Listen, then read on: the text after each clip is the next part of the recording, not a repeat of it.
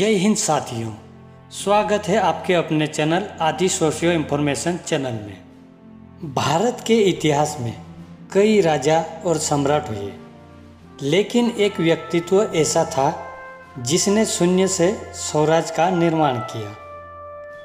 एक ऐसा योद्धा जिसने मुगल और आदिलशाही की नींव हिला दी थी, जिन्हें भारतीय नौसेना का जनक कहा जाता है। आज हम बात करेंगे महान मराठा साम्राज्य के संस्थापक छत्रपति शिवाजी महाराज की।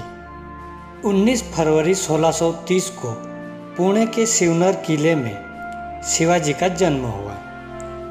उनके पिता शाहजी राजे भोसले बीजापुर की सेना में सेनापति थे, लेकिन उनकी माता जीजाबाई ने उन्हें बचपन से ही रामायण, महाभारत और धर्म की शिक्षा दी। जीजा माता ने उनके मन में एक स्वतंत्र राज्य का बीज बोया, जहां प्रजा सुखी और सुरक्षित हो। मात्र 15 साल की उम्र में शिवाजी महाराज ने रायरेश्वर मंदिर में हिंदवी स्वराज्य की शपथ ली। उनके पास न कोई बड़ी सेना थी और न ही धन था, लेकिन उनके पास मावलों का साथ था।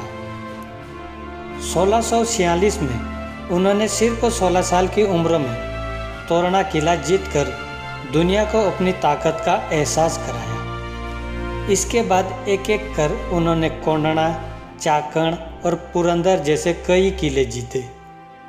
शिवाजी महाराज केवल एक बहादुर योद्धा ही नहीं, बल्कि एक रणनीतिकार भी थे। उन्होंने गनीमी कावा यानी गोरिल्ला वॉरफेयर तकनीक का इस्तेमाल किया।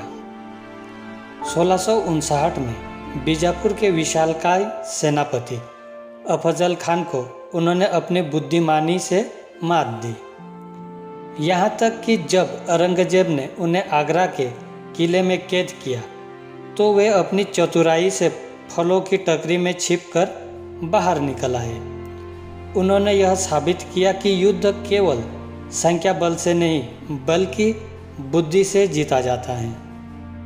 6 जून 1674 को रायगढ़ में उनका राज्याभिषेक हुआ और वे छत्रपति बने। उन्होंने महिलाओं के सम्मान, किसानों के अधिकार और अष्टप्रधान मंडल यानी मंत्रिपरिषद की स्थापना की।